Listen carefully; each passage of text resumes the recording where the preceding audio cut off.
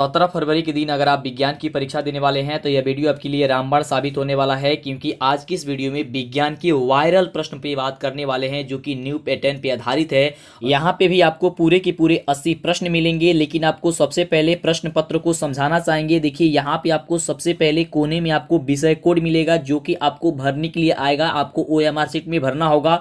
उसके बाद से जो भी आपका सेट होगा, जैसे कि यहाँ सेट ए है, आपके पास कोई भी सेट पहुंच सकता है, ABCD जिस प्रकार से सेट आएगा उस प्रकार से सेट आपको मिलेगा।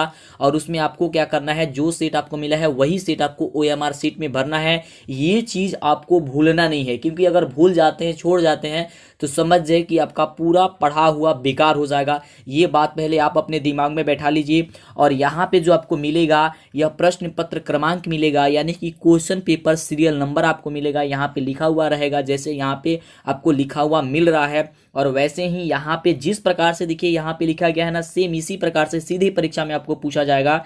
यहाँ पे कुल प्रश्नों की जो संख्या होगी वह 80 आपकी ऑब्जेक्टिव होगी, 24 आपकी लघु उत्तरीय होगी और 6 आपकी दीर्घ उत्तरीय होगी, जिसमें से 80 आपकी ऑब्जेक्टिव में से मात्र 40 ही प्रश्न का जवाब देना है। उसके बाद से 24 जो लघु उत्तरीय है उसमें से मात्र 12 प्रश्न का ही जवाब देना है, और 6 दीर्घ उत्तरीय प्रश्नों में से मात्र 3 प्रश्न का ही जवाब देना है। और इसमें आपको 2 घंटे 45 मिनट का समय मिलेगा। अगर इस पेपर को अच्छे से आप सॉल्व कर देते हैं तो आपको पूरे के पूरे 80 मार्क्स मिल जाएंगे। और यहाँ पे देखिए बताया जाता है कि परीक्षार्थी जो है यथासंभव अपने ही शब्दों में उत्तर दें, है ना, अपने ही शब्दों में उत्तर देने का प्रयास कीजिएगा। और भी बहुत सारा निर्देश मिलेगा, जैसे कि OMR शीट पे ब्लेड, नाखून का सबका यूज नहीं करना है, तो वह चीज पढ़ लीजिएगा। ये बात करते हैं कि जो आपका वायरल, जो आपका टॉप प्रश्न है 80 प्रश्न, वह प्रश्न क्या कह रहा है, आप सभी प्रश्न का उत्तर देने का प्रयास कीजिएगा। आइए देखते हैं प्रश्न क्या कह रहा है। और हाँ, ये सभी प्रश्न हम आपको पहले बता चुके हैं, तो ध्यान से प्रश्न का जवाब देने का प्रयास कीजिए। सबसे पहला नंबर प्रश्न है कि जिस वस्तु से प्रकाश निकलता है उसे कहा जाता है। ऑप्शन कह रहा है कि प्रकाश स्रोत, या किरण पुंज, या दीप्तमान वस्तु, या फिर इनमें से सभी। तो देखिए जिस वस्तु से प्रकाश निकलता है उसे हम लोग प्रकाश स्रोत कहते हैं, यानी कि ऑप्शन आपका ए नंबर बिल्कुल सही उत्तर हो जाएगा। अगर आपको पता है तो सभी प्रश्न का उत्तर एक एक करके बताने का प्रयास कीजिए, और नहीं पता है तो ध्यान से सुनते जाइए और आप अपने दिमाग में बैठाते जाइए। अगला देखिए प्रश्न कह रहा है कि खतरे के संकेत का प्रकाश किस रंग का होता है। काफी इंपोर्टेंट ये सभी प्रश्न हैं। तो देखिए आप सभी जानते हैं कि खतरे के संकेत का प्रकाश का जो रंग होता है वह लाल होता है। तो लाल देखिए कहां पे दिया गया है, तो ऑप्शन आपका डी नंबर में दिया गया है, तो डी नंबर आपका बिल्कुल करेक्ट उत्तर हो जाएगा। अगले नंबर प्रश्न की ओर बढ़ते हैं और देखिए अगला नंबर प्रश्न कह रहा है कि 1 जूल और 1 सेकंड के अनुपात को हम लोग क्या कहते हैं। 1 जूल और 1 सेकंड के अनुपात को क्या कहते हैं, तो वाट कहते हैं। यानी कि ऑप्शन जो हो जाएगा वह डी नंबर हो जाएगा कि 1 वाट कहते हैं। अगला देखिए प्रश्न क्या कह रहा है। अगला प्रश्न कह रहा है कि चुंबकियों की सजातीय ध्रुवों के बीच क्या होता है। सजातीय जब ध्रुव आ जाते हैं तो क्या हो जाते हैं, यानी कि एक समान जब आ जाते हैं। ऑप्शन ए नंबर कह रहा है कि आकर्षण होता है, ऑप्शन बी कह रहा है कि प्रतिकर्षण होता है, ऑप्शन सी कह रहा है कि आकर्षण और प्रतिकर्षण कभी कभी होता है, या फिर इनमें से कोई नहीं होता है, या फिर क्या होता है। चुंबकों के सजातीय ध्रुवों के बीच क्या होता है, तो देखिए चुंबकियों के सजातीय ध्रुवों के बीच क्या होता है कि प्रतिकर्षण होता है। जब आपस में ध्रुव जो होते हैं जो समान हो जाते हैं तो वहां पे प्रतिकर्षण होना शुरू हो जाता है। चलिए अगला देखिए प्रश्न कह रहा है कि विद्युत मोटर परिवर्तित करता है। और यह काफी इंपॉर्टेंट क्वेश्चन है, और आपको इसके पहले वाले वीडियो में भी बताए थे कि विद्युत मोटर का कार्य सिद्धांत, इसकी बनावट, है ना, ये सारी चीजें आपको पता होनी चाहिए। ये दीर्घ उत्तरीय के लिए काफी ज्यादा इंपॉर्टेंट है। तो क्वेश्चन क्या है कि विद्युत मोटर जो है वह परिवर्तित करता है। विद्युत जो मोटर है क्या परिवर्तित करता है, तो विद्युत ऊर्जा को यह यांत्रिक ऊर्जा में बदल देता है। क्या करता है, ये जो विद्युत ऊर्जा आती है उसे यह यांत्रिक ऊर्जा में बदल देता है। ठीक है। और अगर आपसे पूछे कि विद्युत जनित्र क्या करता है, तो यांत्रिक ऊर्जा को वह विद्युत ऊर्जा में बदल देता है। ठीक है, जैसे कि जनरेटर हो गया। चलिए अगला प्रश्न क्या कह रहा है, तो वह किसमें होता है, जनरेटर किसमें होता है, तो यांत्रिक ऊर्जा को वह विद्युत ऊर्जा में बदलता है। ठीक है। अगला देखिए प्रश्न कह रहा है कि लेंस की क्षमता का ऐसा ही मात्रक क्या होता है। तो देखिए लेंस की क्षमता का ऐसा ही मात्रक जो होता है वह पर मीटर होता है, यानी कि ऑप्शन जो हो जाएगा आपका सी नंबर हो जाएगा। और देखिए इसको एम बना करके, और इसके ऊपर जो आपको एक माइनस का सिंबल दिख रहा है -1, इसे आप लोग क्या पढ़िएगा, तो पर मीटर पढ़िएगा। अगला देखिए प्रश्न कह रहा है कि आकाश का रंग नीला क्यों प्रतीत होता है। और यह प्रश्न काफी इंपॉर्टेंट है। प्रश्न ऑप्शन कह रहा है कि प्रकाश के अपवर्तन के कारण, ऑप्शन बी कह रहा है कि प्रकाश के प्रकीर्णन के कारण, ऑप्शन सी कह रहा है कि प्रकाश के परावर्तन के कारण, और ऑप्शन डी कह रहा है इनमें से कोई नहीं। तो देखिए आकाश का रंग जो नीला प्रतीत होता है वह प्रकाश के प्रकीर्णन के कारण प्रतीत होता है, यानी कि ऑप्शन जो हो जाएगा आपका बी नंबर बिल्कुल करेक्ट उत्तर हो जाएगा। अगला देखिए प्रश्न क्या कह रहा है। अगला प्रश्न है कि विद्युत चुंबकीय प्रेरण की खोज किसने की थी। विद्युत चुंबकीय प्रेरण की जो खोज है वो किसने की थी, तो वह फैराडे ने की थी, यानी कि ऑप्शन जो यहाँ पे बी नंबर दिखाई दे रहा है आपका बिल्कुल करेक्ट उत्तर है। तो जो बच्चे ऑप्शन बी नंबर दे रहे थे उनका बिल्कुल करेक्ट उत्तर है, ये दिमाग में बैठाते जाइए। अगला देखिए प्रश्न क्या कह रहा है। अगला प्रश्न है कि प्रतिबिंब का आकार हमेशा वस्तु के बराबर है तो दर्पण कौन सा होगा। जो प्रतिबिंब का आकार है वह अगर वस्तु के आकार के बराबर का हो जाता है तो वह कौन सा है, तो वह समतल दर्पण है, यानी कि ऑप्शन हो जाएगा क्या चीज, सी नंबर। आप सभी जानते हैं उत्तल दर्पण में वस्तु का प्रतिबिंब छोटा बनता है और अवतल दर्पण में वस्तु का प्रतिबिंब बड़ा बनता है, लेकिन समतल दर्पण में जो होता है वह एक समान बनता है ना, वस्तु के आकार के बराबर बनता है, यानी कि आकार के होता है, यानी कि ऑप्शन आपका सी हो जाएगा। और प्रश्न कह रहा है कि 1 किलोवाट घंटा बराबर क्या होता है। तो आप सभी को पता है, मैं आपको पहले बताए हुए हैं कि 1 किलोवाट घंटा जो बराबर होता है वो 3.6 इंटू 10 का पावर 6 जूल होता है, यानी कि 3.6 गुणे 10 का पावर 6 जूल होता है, यानी कि ऑप्शन आपका जो हो जाएगा वह ए नंबर हो जाएगा। अगले नंबर प्रश्न की बात करते हैं तो देखिए 11 नंबर प्रश्न कह रहा है कि हमारे घरों में जो विद्युत आपूर्ति की जाती है वह होती है 220 वोल्ट पर दिष्ट होती है, या 12 वोल्ट पर दिष्ट धारा होती है, या 220 वोल्ट पर प्रतिवर्ती धारा होती है, या 12 वोल्ट पर प्रतिवर्ती धारा होती है। तो देखिए आपके घरों में या हमारे घरों में जो विद्युत आपूर्ति की जाती है वह 220 वोल्ट के प्रतिवर्ती धारा पर की जाती है, यानी कि ऑप्शन आपका सी नंबर हो जाएगा। अगला देखिए प्रश्न क्या कह रहा है। अगला प्रश्न कह रहा है कि अवतल दर्पण की फोकस दूरी उसकी वक्रता त्रिज्या की क्या होती है। तो अवतल दर्पण की फोकस दूरी उसकी वक्रता त्रिज्या की आधी होती है, यानी कि ऑप्शन आपका बी नंबर जो दिया गया है वह बिल्कुल करेक्ट उत्तर हो जाएगा। क्या हो जाएगा, ऑप्शन आपका बी नंबर हो जाएगा, एफ बराबर r/2 होता है ना, ये चीज आप जानते हैं। और हाँ, इसे सिद्ध कैसे किया जाता है इसे आप जरूर याद कर लीजिएगा। चलिए अगले प्रश्न की बात करते हैं। तो अगला प्रश्न कह रहा है कि नेत्र लेंस की फोकस दूरी कम हो जाने से कौन सा दृष्टि दोष हो जाता है। नेत्र लेंस की फोकस दूरी जो है वो कम हो जाती है, तो जब भी नेत्र लेंस की फोकस दूरी कम हो जाएगी तो निकट दृष्टि दोष हो जाएगा, यानी कि जो हो जाएगा वो आपका ऑप्शन नंबर ए जो होगा आपका बिल्कुल सही उत्तर हो जाएगा। अगर नेत्र लेंस की फोकस दूरी ज्यादा हो जाती है तो वहां पे दीर्घ दृष्टि दोष हो जाता है, यानी कि दूर दृष्टि दोष हो जाता है, लेकिन यहाँ पे कम की बात की जा रही थी तो निकट दृष्टि दोष हो जाएगा। अगला देखिए प्रश्न क्या कह रहा है। अगला प्रश्न काफी इंपॉर्टेंट क्वेश्चन है कि निम्नलिखित में से कौन सा पद विद्युत परिपथ में विद्युत शक्ति को निरूपित नहीं करता है। यहाँ पे क्वेश्चन क्या है, ध्यान से समझिएगा कि निम्नलिखित में से कौन सा पद जो है वह विद्युत परिपथ में विद्युत शक्ति को जो है निरूपित नहीं करता। विद्युत शक्ति को कौन जो है वह निरूपित नहीं करता है, आपको ये बताना है। तो इसका बिल्कुल जो होगा वह करेक्ट उत्तर क्या हो जाएगा, ऑप्शन बी हो जाएगा कि IR²। क्या हो जाएगा, IR², यानी कि ऑप्शन आपका क्या हो जाएगा, बी नंबर हो जाएगा। अगला देखिए प्रश्न क्या कह रहा है। अगला प्रश्न है कि एक साधारण प्रिज्म कितने सतह से घिरा होता है। एक जो साधारण प्रिज्म होता है वह कितने सतह से घिरा होता है, तो 5 सतह से घिरा होता है, यानी कि ऑप्शन आपका क्या हो जाएगा, सी नंबर हो जाएगा। ये याद करके रखिएगा जरूर, काफी बढ़िया क्वेश्चन है। अगला देखिए क्वेश्चन कह रहा है कि विद्युत बल्ब के फिलामेंट में किस तत्व का उपयोग होता है। विद्युत बल्ब के फिलामेंट में किस तत्व का उपयोग होता है, टंगस्टन का, तांबा का, नाइक्रोम का, या फिर जस्ता का। तो देखिए विद्युत बल्ब के फिलामेंट में जो है आपको किसका उपयोग होता है, बिल्कुल तो टंगस्टन का होता है, यानी कि ऑप्शन आपका ए नंबर जो हो जाएगा वह बिल्कुल करेक्ट उत्तर हो जाएगा। अगला नंबर प्रश्न कह रहा है कि अभिनेत्र लेंस फोकस दूरी में परिवर्तित किया जा सकता है पुतली के द्वारा, या दृष्टिपटल के द्वारा, या पक्षमाभी मांसपेशियों के द्वारा, या फिर परितारिका के द्वारा। तो देखिए अभिनेत्र लेंस फोकस दूरी में परिवर्तित किया जा सकता है पक्षमाभी मांसपेशियों के द्वारा, यानी कि ऑप्शन जो आपका सी नंबर दिया गया है आपका बिल्कुल करेक्ट उत्तर हो जाएगा। अगले नंबर प्रश्न की बात करते हैं तो देखिए काफी इंपॉर्टेंट क्वेश्चन है। और हाँ, अभी तक इस चैनल को सब्सक्राइब नहीं किया तो जल्दी से कर लीजिए, क्योंकि जब तक चैनल को सब्सक्राइब नहीं करेंगे आपको आगे से वीडियो नहीं मिलेगा। तो सोच क्या रहा है, जल्दी से चैनल को सब्सक्राइब कीजिए और वीडियो को लाइक जरूर कीजिएगा। बिना लाइक किए छोड़िएगा मत, लाइक तो आपको जरूर करना है, कमेंट तो कर ही रहे हैं आप। अगला देखिए कह रहा है कि सल्फेट अर्धहाइड्रेट या हेमीहाइड्रेट का अन्य नाम क्या होता है। सल्फेट अर्धहाइड्रेट या हेमीहाइड्रेट का जो होता है वो अन्य नाम क्या होता है, तो उसका नाम होता है क्या चीज, प्लास्टर ऑफ पेरिस, यानी कि ऑप्शन क्या हो जाएगा, बी नंबर हो जाएगा। ये याद करके रखिएगा, प्लास्टर ऑफ पेरिस। अगला देखिए अगला प्रश्न कह रहा है कि ऑक्सीजन की परमाणु संख्या कितनी होती है। जो ऑक्सीजन होती है उसकी परमाणु संख्या कितनी होती है, 7 होती है, 8 होती है, 9 होती है, या फिर 10 होती है। तो ऑक्सीजन की परमाणु संख्या 8 होती है, यानी कि ऑप्शन आपका क्या हो जाएगा, बी नंबर हो जाएगा कि 8 होती है। अगला देखिए अगला प्रश्न कह रहा है कि एक पिकोमीटर कितने मीटर के बराबर होता है। एक पिकोमीटर कितने मीटर के बराबर होता है। और ये देखिए क्वेश्चन जो आपका 9th क्लास का है, 9th में भी आपको पढ़ाया गया है कि पिकोमीटर, नैनोमीटर, ये सारी चीजें आपको पढ़ाया गया है। तो देखिए एक पिकोमीटर जो होता है वह 10 का पावर -12 जो है वो मीटर होता है, यानी कि यहाँ पे ऑप्शन जो दिया गया है 10 का पावर -12 मीटर, वो आपका बिल्कुल सही उत्तर हो जाएगा। लेकिन यहाँ पे बी की जगह सी टाइप हो गया है, तो इसे आपको कोई ध्यान नहीं देनी है, बस आपको आंसर पे ध्यान देना है कि 10 का पावर -12 जो है वह मीटर होती है। अगले नंबर प्रश्न की बात करते हैं, देखते हैं अगला नंबर प्रश्न क्या कह रहा है। अगला नंबर प्रश्न है कि एथेनॉल का अब क्रियाशील मूलक क्या कौन होता है? एथेनॉल का। तो देखिए एथेनॉल का जो क्रियाशील मूलक होता है वह बॉन्ड OH होता है, और जो ये लकीर आपको दिख रहा है ना, इसको हम लोग बॉन्ड बोलते हैं, यानी कि बंधन, आबंध बोलते हैं। ठीक है, हिंदी में से आबंध बोलते हैं या बॉन्ड बोलते हैं इंग्लिश में। अगला देखिए क्वेश्चन क्या कह रहा है। अगला जो क्वेश्चन है वो कह रहा है कि किसी अभिक्रिया में भाग लेने वाले पदार्थ कहलाते हैं। किसी अभिक्रिया में भाग लेने वाले जो पदार्थ होते हैं वो क्या कहलाते हैं? अक्सीकारक कहलाते हैं, अवकारक कहलाते हैं, अभिकारक कहलाते हैं, या फिर प्रतिफल कहलाते हैं। तो देखिए किसी अभिक्रिया में भाग लेने वाले जो पदार्थ होते हैं वह अभिकारक कहलाते हैं, यानी कि ऑप्शन जो दिया गया है आपका सी नंबर आपका बिल्कुल करेक्ट उत्तर हो जाएगा।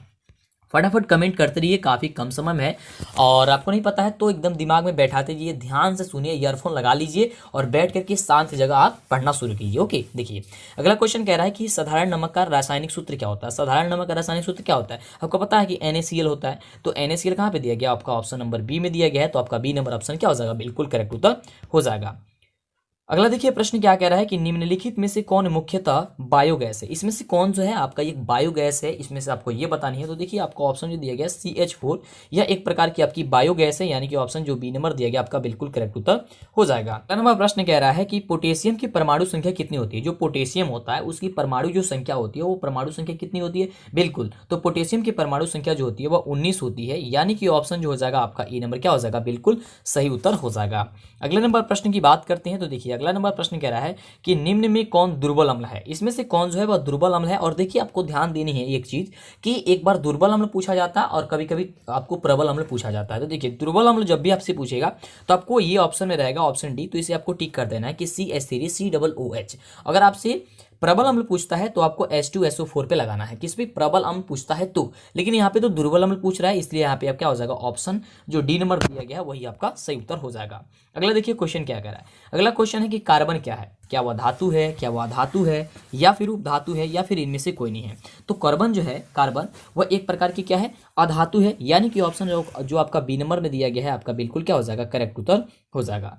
अगला देखिए अगला जो प्रश्न है वह कह रहा है कि कौन सा अधातु विद्युत का सुचालक होता है? वह कौन ऐसा अधातु है, अधातु होने के बाद भी वो विद्युत का क्या करता है? सुचालक होता है, वह विद्युत को प्रवाह कर देता है। वो क्या होता है? वह ग्रेफाइट होता है, यानी कि ऑप्शन आपका दिया गया है बी नंबर जो है वो आपका बिल्कुल करेक्ट उत्तर है ना। तो जितने बच्चे बी नंबर दे रहे हैं उनका बिल्कुल करेक्ट उत्तर है। अगला नंबर प्रश्न कह रहा है कि आवर्त सारणी में कितने वर्ग होते हैं? देखिए यहाँ पे आवर्त सारणी में वर्गों की संख्या पूछ रहा है, तो जब भी आपसे वर्ग पूछेगा तो 18 पे टिक कीजिएगा, और जब भी आपसे आवर्त पूछेगा तो 7 पे टिक कीजिएगा। ठीक है, तो यहाँ पे वर्ग पूछ रहा है, इसलिए आपका ऑप्शन क्या हो जाएगा? डी नंबर हो जाएगा। नंबर प्रश्न कह रहा है कि उदासीन विलयन का पीएच मान क्या होता है? तो देखिए उदासीन जो विलयन है उसका पीएच मान 7 के बराबर होता है, यानी कि ऑप्शन जो हो जाएगा वो सी नंबर हो जाएगा। अगले नंबर प्रश्न की बात करते हैं। तो अगला प्रश्न कह रहा है कि अभिक्रिया CuO+H2 से बनता है Cu+H2O में किसका उपचयन हो रहा है? यहाँ पे जो है वह किसका उपचयन हो रहा है आपको ये बताना है। तो देखिए इसका बिल्कुल सही उत्तर क्या होगा? तो ऑप्शन बी नंबर हो जाएगा कि यहाँ पे H2 का जो है वह क्या हो रहा है? उपचयन हो रहा है, क्योंकि यहाँ पे ऑक्सीजन यहाँ पे जुड़ जा रहा है। तो जिसमें भी ऑक्सीजन जुड़ जाएगा उसमें क्या कहेंगे हम लोग? तो उपचयन कहेंगे। अगला नंबर प्रश्न कह रहा है कि सोडियम की संयोजकता क्या होती है? सोडियम की जो संयोजकता है वो क्या होती है? तो देखिए सोडियम की संयोजकता आपको 1 होती है, यानी कि ऑप्शन जो हो जाएगा आपका ऑप्शन ए नंबर हो जाएगा। अगले नंबर प्रश्न की बात करते हैं। देखिए काफी इंपोर्टेंट क्वेश्चन है कि कौन शून्य वर्ग का तत्व है? यहाँ पे शून्य होगा, कौन शून्य वर्ग का तत्व है? यहाँ पे आपको ऑप्शन दिया गया है CaBrHe या फिर Li। तो यहाँ पे दिया गया है कौन सा शून्य वर्ग का तत्व है? तो जो हीलियम है यानी कि He, जिसका संकेत होता है हीलियम का, वो आपका शून्य वर्ग का तत्व है, यानी कि ऑप्शन सी हो जाएगा।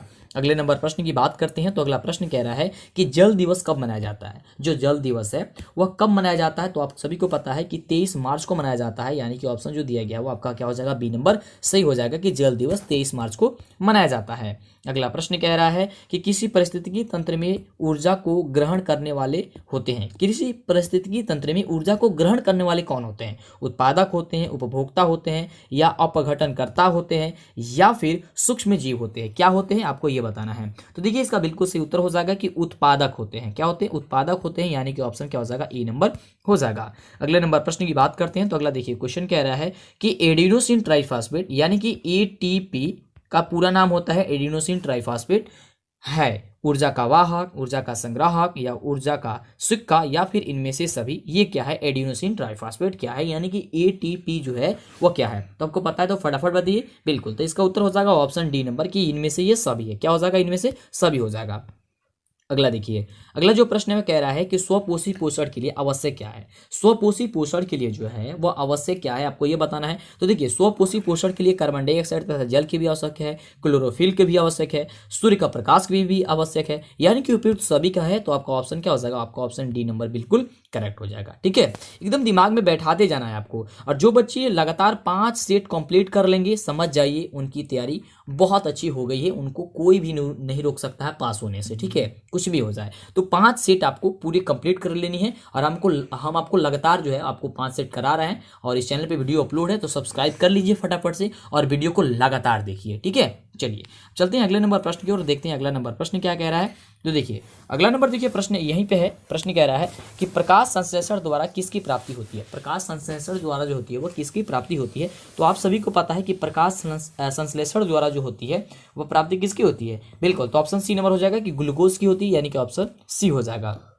अगले नंबर प्रश्न की बात करते हैं। तो अगला प्रश्न कह रहा है कि शुक्राणुओं का मोचन कहाँ होता है। शुक्राणुओं का जो मोचन होता है वह कहाँ होता है। तो देखिए, शुक्राणुओं का जो मोचन होता है वह शुक्रवाहिका में होता है, यानी कि ऑप्शन बी नंबर हो जाएगा कि शुक्रवाहिका। अगले नंबर प्रश्न की बात करते हैं। तो अगला नंबर प्रश्न कह रहा है कि ओजोन परत पाया जाता है। जो ओजोन परत है वह पाया जाता है कहाँ पे पाया जाता है। तो देखिए, यह वायुमंडल के ऊपरी सतह में पाया जाता है, यानी कि ऑप्शन क्या हो जाएगा, बी नंबर हो जाएगा, वायुमंडल के ऊपरी सतह में। अगला नंबर प्रश्न कह रहा है कि आनुवंशिक गुणों का संदेश होता है। ऑप्शन ए नंबर कहता है कि डीएनए अणुओं में, या जीव द्रव्य में, या फिर तंत्रिका में, या फिर मस्तिष्क में। तो देखिए, आनुवंशिक गुणों का जो संदेश होता है वह डीएनए अणुओं में होता है, यानी कि ऑप्शन जो हो जाएगा आपका ए नंबर बिल्कुल करेक्ट हो जाएगा। अगले नंबर प्रश्न की बात करते हैं। तो अगला नंबर प्रश्न कह रहा है कि एक नर हार्मोन होता है। एक नर हार्मोन, यहाँ पे हार्मोन है, एक नर हार्मोन जो होता है वो होता है, इसमें से आपको क्या होता है आपको ये बताना है। तो देखिए, एक नर हार्मोन जो होता है वो टेस्टोस्टेरोन होता है, यानी कि ऑप्शन आपका डी नंबर हो जाएगा। कौन हो जाएगा, टेस्टोस्टेरोन होता है। अगले नंबर प्रश्न की बात करते हैं। तो अगला कह रहा है कि शुक्राणु का निर्माण होता है। जो शुक्राणु होती है ना, उसका निर्माण आपको कहाँ होता है। तो देखिए, शुक्राणु का निर्माण जो होता है वह वृषण में ही होता है, यानी कि ऑप्शन क्या हो जाएगा, ए नंबर हो जाएगा कि वृषण में होता है।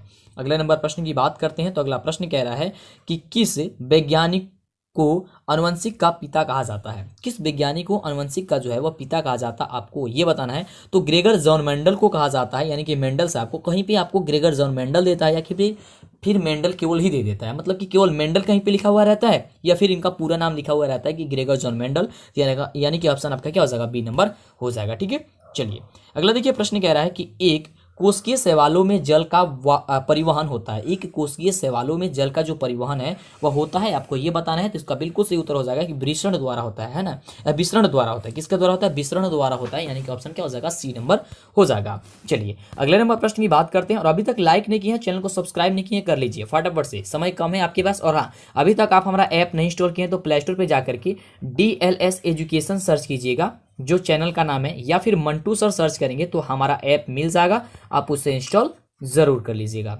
ठीक है, चलिए अगला प्रश्न कह रहा है कि मछली के हृदय में कोष्ठकों की संख्या कितनी होती है। मछली के हृदय में कोष्ठकों की जो संख्या होती है वो कितनी होती है, आपको ये बताना है। बिल्कुल, तो 2 कोष्ठकों की संख्या होती है, यानी कि ऑप्शन क्या हो जाएगा, ए नंबर हो जाएगा।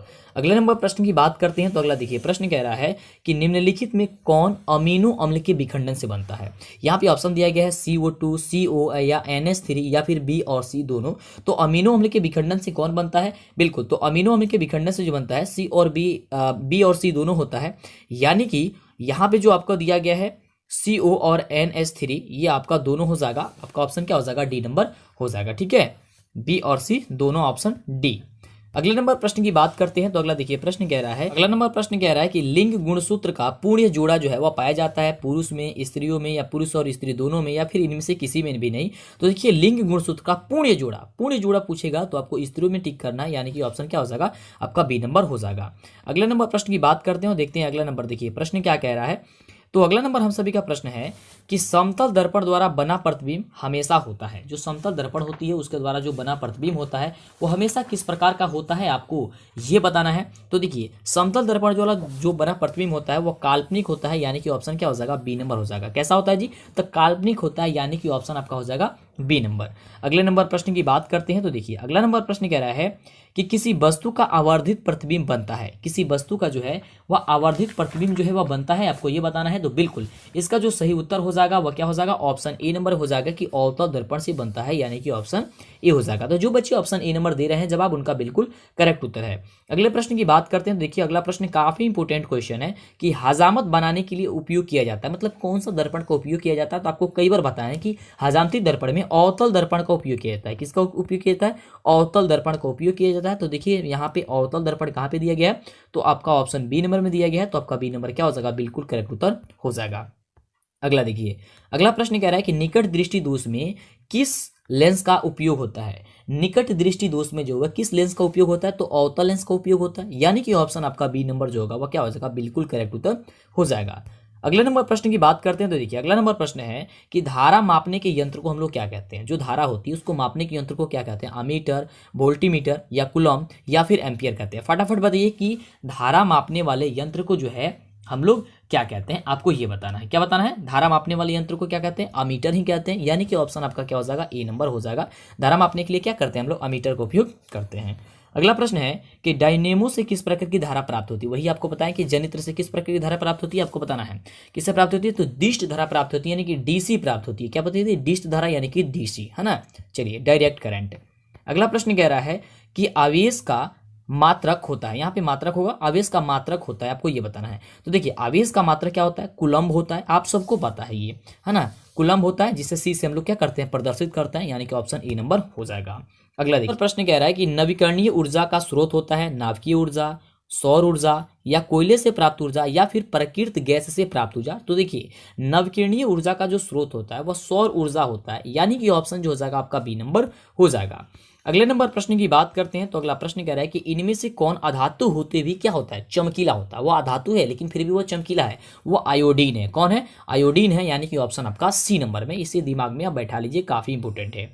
अगला देखिए क्वेश्चन कह रहा है कि कार्बन की परमाणु संख्या कितनी होती है। कार्बन की जो परमाणु संख्या होती है कितनी होती है, 2 होती है, 5 होती है, 6 होती है या फिर 8 होती है। तो कार्बन की जो परमाणु संख्या होती है आप सभी को पता है कि कार्बन की परमाणु संख्या कितनी होती है, 6 होती है, यानी कि ऑप्शन आपका क्या हो जाएगा, सी नंबर आपका बिल्कुल करेक्ट उत्तर हो जाएगा। अगला देखिए प्रश्न क्या कह रहा है, यहां ध्यान से समझिएगा। कह रहा है कि Pb प्लस CuCl2 से बनता है PbCl2 प्लस Cu। कॉपर यहाँ पे अलग हो जा रहा है। उपयुक्त रासायनिक अभिक्रिया जो है वह किस प्रकार की यह रासायनिक अभिक्रिया है, आपको ये बताना है और इसे आपको सोच समझ करके बताना है।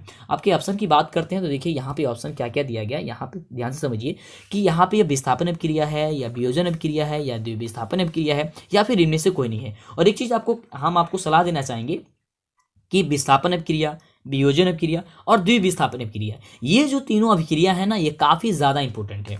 तो इस अभिक्रिया के बारे में और इस अभिक्रिया का परिभाषा आप ज़रूर याद कर लीजिएगा, है ना। छोड़ना आपको नहीं है, एकदम आपको याद कर ही लेना है, ठीक है। तो वैसे तो इसका उत्तर जो हो जाएगा वह क्या हो जाएगा, ऑप्शन ए नंबर हो जाएगा कि यहाँ पे क्या हो जाएगा, विस्थापन अभिक्रिया हो जाएगा। क्योंकि यहाँ पे आप सभी जानते हैं विस्थापन अभिक्रिया में कि अधिक अभिक्रियाशील तत्व अपने से कम अभिक्रियाशील तत्वों को क्या कर देता है, विस्थापित करके उसका स्थान ग्रहण कर लेता है। यहाँ पे भी वही चीज हुआ है। देखिए यहाँ पे Pb जो है वह यहाँ पे किसका स्थान ग्रहण कर लिया, यहाँ पे Pb जो है यहाँ पे Cu को विस्थापित करके और उसका स्थान ग्रहण कर लिया है, यानी कि PbCl2 अब बन चुका है। अगला देखिए इस प्रकार से ये होता है, तो ये सारी चीजें जरूर पढ़ लीजिएगा। अगला देखिए क्वेश्चन क्या कह रहा है कि लोहा से जिंक को लेपित करने की क्रिया को क्या कहते हैं। तो लोहा से जिंक को लेपित करने की क्रिया को गैल्वेनीकरण कहते हैं, यानी कि ऑप्शन जो हो जाएगा आपका बी नंबर हो जाएगा। अगला देखिए प्रश्न क्या कह रहा है। अगला प्रश्न है कि जस्ता तथा तनु हाइड्रोक्लोरिक अम्ल की अभिक्रिया के फलस्वरूप निम्न में से कौन सा गैस बनता है। जस्ता तथा तनु हाइड्रोक्लोरिक अम्ल की अभिक्रिया से जो है वह कौन सा गैस बनता है, आपको ये बताना है। तो इसका बिल्कुल करेक्ट उत्तर क्या हो जाएगा, फटाफट बताइए। हाँ बिल्कुल, तो इसका बिल्कुल जो हो जाएगा वह सही उत्तर हो जाएगा ऑप्शन सी नंबर की H2 होता है, यानी कि हाइड्रोजन होता है। क्या होता है, हाइड्रोजन यानी कि H2।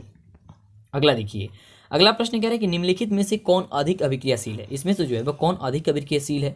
तो देखिए इसमें से यदि बात करते हैं कि सबसे ज्यादा जो अभिक्रियाशील है, देखिए यहाँ पे अभिक्रियाशील की बात की जा रही है, तो अभिक्रियाशील की जब बात की जाती है तो यहाँ पे आपका कॉपर हो जाएगा, यानी कि आपका ए नंबर आंसर क्या हो जाएगा, हो जाएगा। अगला देखिए अगला प्रश्न कह रहा है कि निम्नलिखित में से कौन अधातु है, और ऑप्शन देखिए, पहले ऑप्शन क्या कह रहा है, तो यहाँ पे ऑप्शन देख रहे हैं आप, इसमें से बताना है कि कौन जो है वो क्या है, अधातु है। अधातु की यहाँ पे आपको पहचान करनी है कि यहाँ पे जो है वो कौन निम्नलिखित में से क्या है, अधातु है। बिल्कुल, तो इसमें से अधातु कौन है, बिल्कुल तो यहाँ पे कार्बन है, यानी कि सी नंबर में है कार्बन, बी नंबर है कार्बन, ठीक है, बी नंबर की कार्बन है, कौन है, कार्बन है। अगला देखिए, क्योंकि अगला नंबर प्रश्न कह रहा है कि कैल्शियम की परमाणु संख्या कितनी होती है, तो आप सभी को पता है कि कैल्शियम की जो परमाणु संख्या होती है कितनी होती है, 20 होती है, कैल्शियम की 20 होती है, यानी कि ऑप्शन आपका क्या हो जाएगा, डी नंबर हो जाएगा।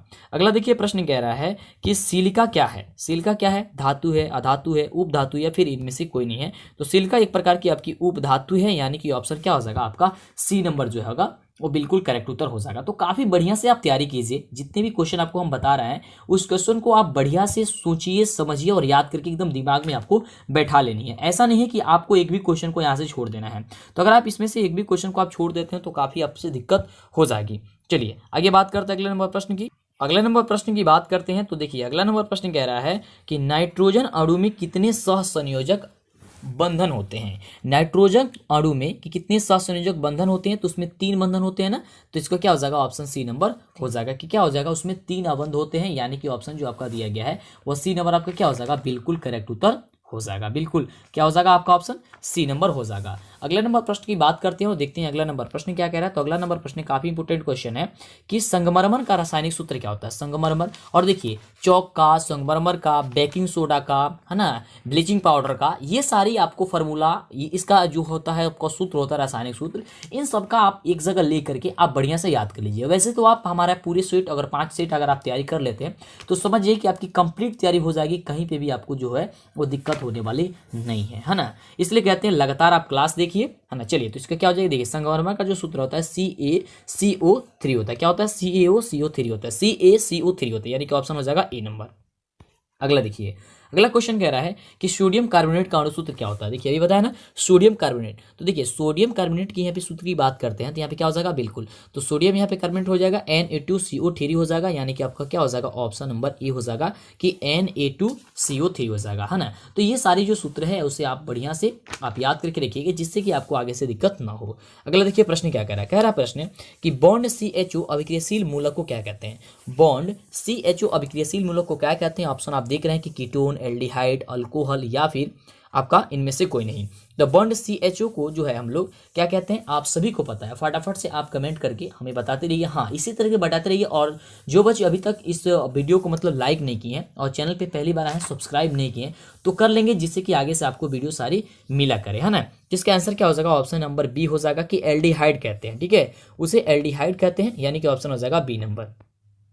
अगला प्रश्न कह रहा है कि सबसे कठोर तत्व कौन सा होता है, तो सबसे कठोर तत्व जो होता है वह हीरा होता है, यानी कि ऑप्शन जो हो जाएगा आपका बी नंबर सही हो जाएगा। अगला देखिए, अगला प्रश्न कह रहा है कि अक्रिय तत्व कौन है, अक्रिय जो तत्व है वह कौन है, कार्बन है, हीलियम है, सोना है या फिर हाइड्रोजन है। तो देखिए अक्रिय तत्व की यदि बात किया जाता है, यहाँ पे ध्यान से देखिए, क्वेश्चन को सबसे पहले सॉल्व करने से पहले आपको क्या करनी चाहिए, क्वेश्चन को बढ़िया से जो है आपको सॉल्व करनी मतलब कि सोचना चाहिए कि क्वेश्चन क्या कह रहा है। तो इसका आंसर क्या हो जाएगा यहाँ पे अक्रिय तत्व में, तो हीलियम हो जाएगा, ठीक है, क्या हो जाएगा, हीलियम हो जाएगा। अगला नंबर प्रश्न कह रहा है कि आधुनिक आवर्त सारणी में तत्वों के वर्गीकरण का आधार क्या होता है, परमाणु आयतन या फिर परमाणु घनत्व या परमाणु द्रव्यमान या फिर परमाणु संख्या। तो यहाँ पे ऑप्शन जो हो जाएगा आपका डी नंबर हो जाएगा कि परमाणु संख्या, क्या हो जाएगा उसका, हाँ परमाणु संख्या हो जाएगा। चलिए अगले नंबर प्रश्न की ओर बढ़ते हैं और देखते हैं जो है हम लोगों का जो है वह अगला नंबर प्रश्न जो है वह क्या कह रहा है। बिल्कुल तो अगला नंबर प्रश्न की बात करते हैं, तो अगला नंबर जो प्रश्न है वो हम सभी क्या कह रहा है कि हीलियम कैसा तत्व है, जो हीलियम है वो कैसा तत्व है, अक्रिय है, क्रियाशील है, सक्रिय है या फिर उदासीन है। तो अभी आपको हमने बताया था कि हीलियम जो है वो अक्रिय है, यानी कि ऑप्शन जो आपका हो जाएगा वह ए नंबर क्या हो जाएगा, बिल्कुल सही उत्तर हो जाएगा। अगला नंबर प्रश्न कह रहा है कि निषेचन क्रिया के पश्चात युग्मजन में क्या बनता है, बीज, भ्रूण, खून का थक्का बनना या फिर इनमें से सभी। निषेचन क्रिया के पश्चात, है ना, निषेचन क्रिया के पश्चात यानी कि निषेचन क्रिया जो होती है उसके बाद, पश्चात का मतलब क्या होता है, बाद होता है। तो ये सारी चीजें देखिए, क्वेश्चन जब भी आपसे अगर अलग पूछता है तो उसे सोचिए, और तब ऐसा नहीं कि जल्दी जल्दी के चक्कर में कुछ भी आप ठीक कर दीजिएगा ना, तो उसे व्रूड बनता है, क्या बनता है, व्रूड बनता है, यानी कि ऑप्शन क्या हो जाएगा, बी हो जाएगा। नंबर प्रश्न कह रहा है कि अवशेषी अंग का उदाहरण कौन सा है। ऑप्शन देखिए दिया गया है कि कर्णप्लव की पेशियां, ऑप्शन बी कह रहा है कि पुच्छ कशेरुकाएं, और ऑप्शन सी दे रहा है कि निषेचक, पटल, और ऑप्शन डी कह रहा है इनमें से सभी। तो इनमें से सभी जो आपका आंसर हो जाएगा। अगले नंबर प्रश्न की बात करते हैं तो देखिए अगला नंबर प्रश्न कह रहा है कि एक आहार श्रृंखला में शाकाहारी से निर्माण होता है।